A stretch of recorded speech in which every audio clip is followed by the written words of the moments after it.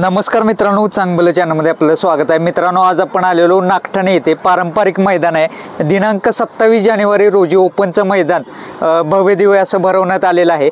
तर या मैदानाची आपण बाईट घेतलेलीच, परंतु नागठाणे मैदानाची तयारी ही अंतिम टप्प्यामध्ये आलेली आहे। तर तयारी कशा रीतीने झाली किंवा बैलगाडी मालकांचा आत्ता रिस्पॉन्स कसा आहे ते आपण या व्हिडिओच्या मार्फत जाणून घेणार आहोत। दादा नमस्कार।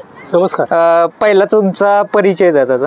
नमस्कार, मी ॲडव्होकेट DS कुलकर्णी, नागठाणे तालुका, जिल्हा सातारा। काय सांगाल, नागठाणे भूमीमध्ये बरेचसे वर्ष पारंपरिक मैदान या फाटीवरती भरवण्यात येतात, काय सांगाल त्याबद्दल? सालाबादप्रमाणे याही वर्षी श्रीराम व दत्त देवस्थान विश्वस्त संस्था नागठाणे आणि ग्रामपंचायत नागठाणे यांच्या संयुक्त विद्यमाने 23 जानेवारी 2025 ते 5 फेब्रुवारी 2025 अखेर भव्य रामरथाची मिरवणूक आणि बैल बाजाराचं आयोजन करण्यात आलेलं आहे। या यात्रेचं वैशिष्ट्य असं आहे की 1967-68 सालापासून या यात्रेचं नियोजन केलं जातं, किंबहुना त्यानंतर 5 ते 7 वर्षातच या भव्य बैलगाडा शर्यतीचंही आयोजन केलं जातं। याही वर्षी दिनांक 27 जानेवारी 2025 रोजी भव्य बैलगाडा शर्यतीचं आयोजन करण्यात आलेलं आहे।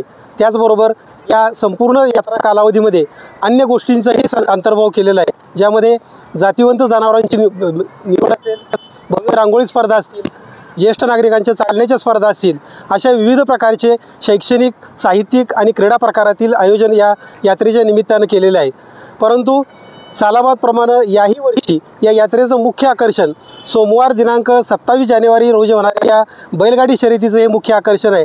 आता जवळपास संपूर्ण या बैलगाडा शर्यतीचं नियोजन पूर्ण झालेलं आहे। शर्यतीसाठी आज अखेर 100 ते 125 बैलगाडी स्पर्धकांनी आपल्या नावाची नोंदणी केलेली आहे।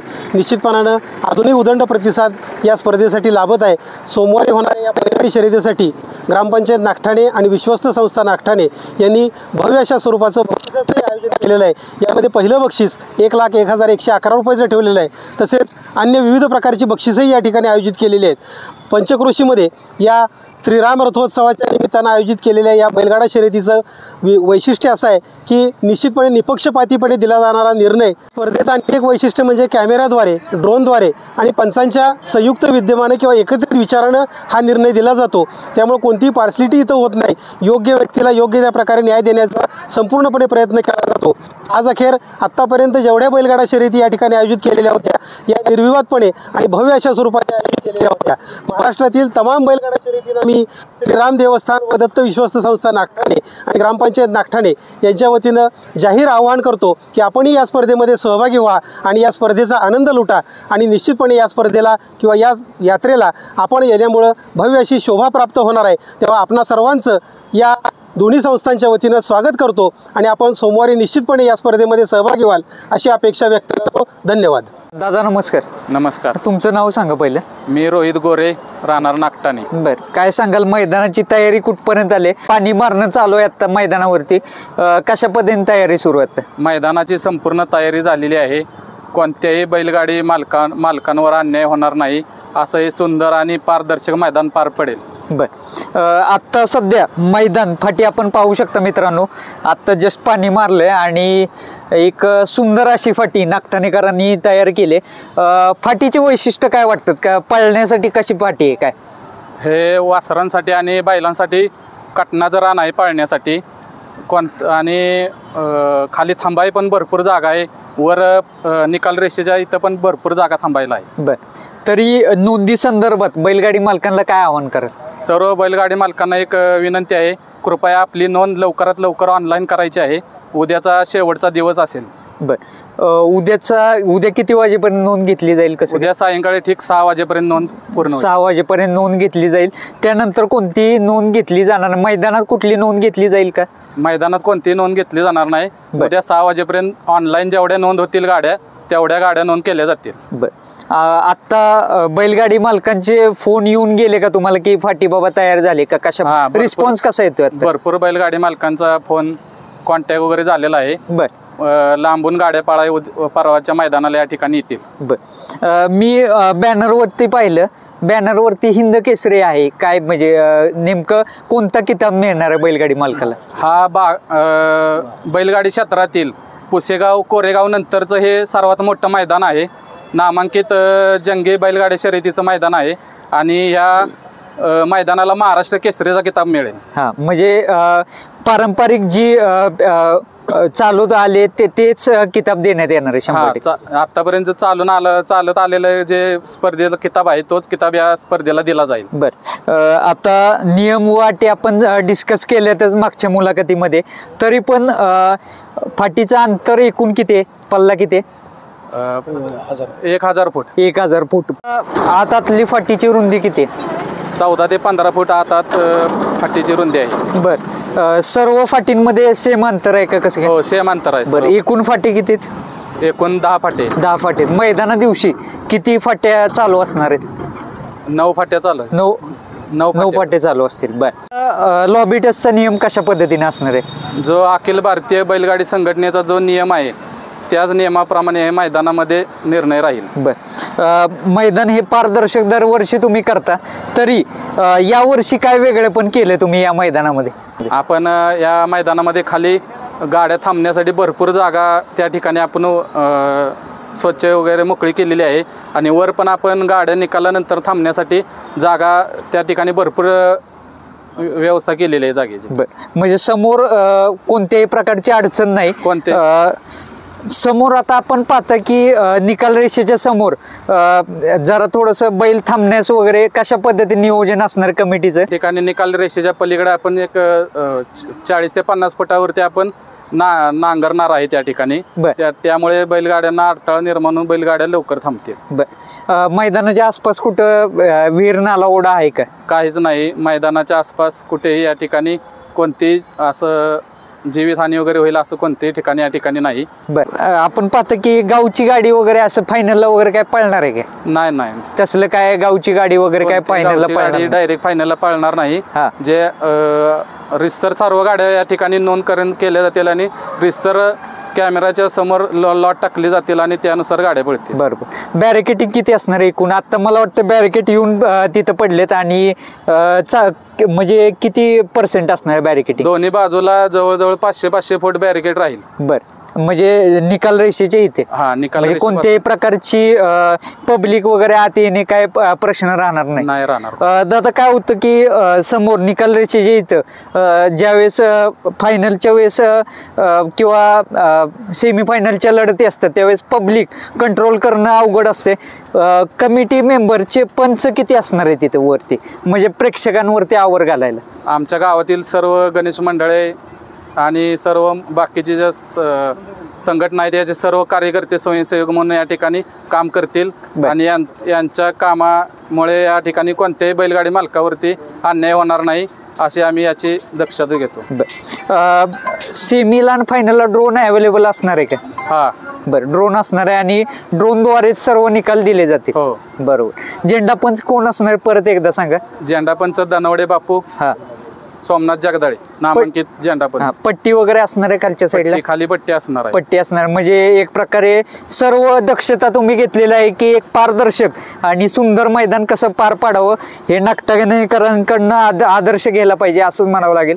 आणि बैलगाडी मालकांनो लवकरात लवकर नोंद करून आपण कमिटीला एक प्रकारे तिला सहकार्य करावं, कारण कमिटी झटत असते बैलगाडी मालकांसाठीच. फक्त त्यांना लवकरात लवकर नोंद करून सहकार्य करा हीच विनंती करतो. नागेश दादा पण आहेत आपल्या समोर. दादा काय सांगाल कशा पद्धतीने त्या दिवशी बराचसा फरक वाटतोय, आपण बाईट घेतलेली त्या दिवशी, आणि कशा पद्धतीने त्यानंतर काय काय तयारी करण्यात आली? मला वाटतं मधला जो चढ आहे तो पण तुम्ही बऱ्यापैकी काढलेला आहे. नाही ते उजवीच्या किंवा डावीच्या बैलाला जे पुढे एकार होत होतं ते आपण पूर्णपणे ब्लेडच्या ट्रॅक्टरच्या याने पूर्णपणे काढलेला आहे. मला 4-5 जणांचा फोन आला की तिथं बाबा उजवीच्या बैलाला किंवा डावीच्या बैलाला एकार होतंय, तर आपण ती पूर्णपणे ब्लेडनं काढून त्याच्यावर आज ट्रॅक्टरनं पाणी वगैरे मारायचं काम चालू आहे. पूर्ण स्थितीत झालेलंच आहे सगळं. उद्या राहिलेलं जे बॅरिटिंग आहे ते उद्या दुपारपर्यंत क्लिअर होईल. फक्त आता बैलगाडी मालकाने आम्हाला गाड्या नोंदवून सहकार्य करावे एवढीच अपेक्षा. रोलिंग वगैरे केलेलं आहे? रोलिंग वगैरे आता उद्या सकाळी रोलिंग होणार आहे. रोलिंग उद्या होणार आहे. पाणी मारण्याचं चालू आहे आता बघताय तुम्ही, ते रोलिंग उद्या सकाळी होणार आहे. आता मैदानाच्या परमिशन बाबत काय? परमिशन आपली पूर्णरित्या ऑलरेडी आलेली आहे. आपण ते 8 दिवस झाले त्याचं ही बी केलंय बर व्हायरल तुमच्याकडे, म्हणजे हा आपण channel केलेलंच आहे. आपण परत एकदा आपण टाकूया त्याचं एकदा.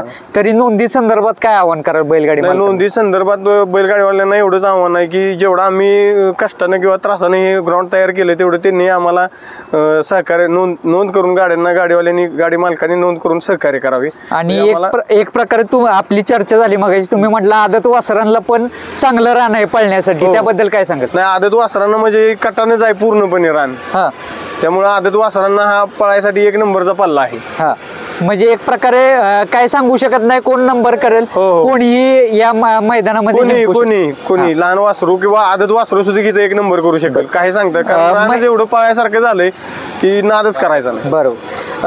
रानासारखं आत्ता तर रान नाही कुठं भागात. बरोबर. एवढं रान आम्ही तयार केलंय चांगलं. तेवढे कष्ट घेतले तुम्ही, कष्ट घेतले. 2 दिवस झालं भरपूर कष्ट ह्याच्यावर झाले. खालच्या साईडला जागा वाढवली तुम्ही म्हटलं, एका वेळेस किती लॉट खाली एका वेळेस किमान 15 ते 20 लॉट एका वेळेस खाली थांबू शकतील एवढी जागा आहे आता तिथे.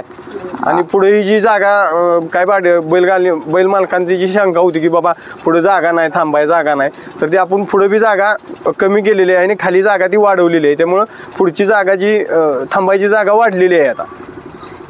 तरी सकाळी लवकरात लवकर मैदान किती वाजता चालू होईल एक्झॅक्ट? सकाळी लवकरात लवकर तरी 8 वाजता मैदान आपण कसल्याही परिस्थितीत चालू करणार. म्हणजे एक प्रकार फायनल तुम्हाला उजेडात घ्यायचा? फायनल हा स्वच्छ आणि सूर्यप्रकाशात आपण 5 ते 5:15 या दरम्यान 5लाच फायनल घेणार आपण. बरोबर. गाड्या कितीही जमून द्या, काय होऊन द्या, पण फायनल आपला हा उजेडातच होणार. बरोबर. आणि बक्षीस तर आपलं पूर्ण रोख असतंय कमिटीचं किंवा ग्रामपंचायतीच्या वतीनं आव्हान आहे की बाबा बक्षीस पूर्णरित्या व्यवस्थित असतंय.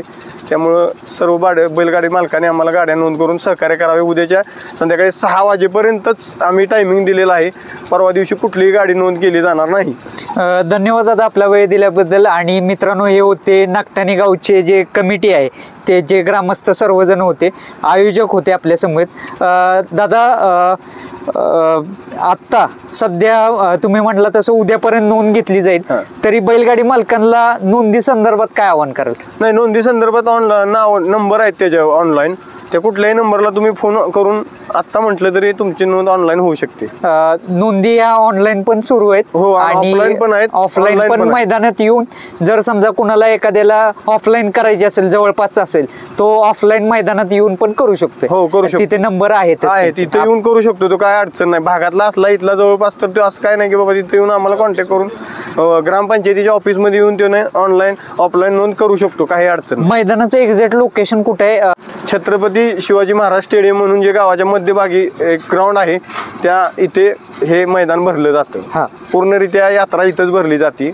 बैल बाजार वगैरे, बैलांची यात्रा ही सर्व इथंच असते. म्हणजे दरवर्षी जिथं मैदान होतं तीच फाटी यावेळेस हायवेच्या कडेला.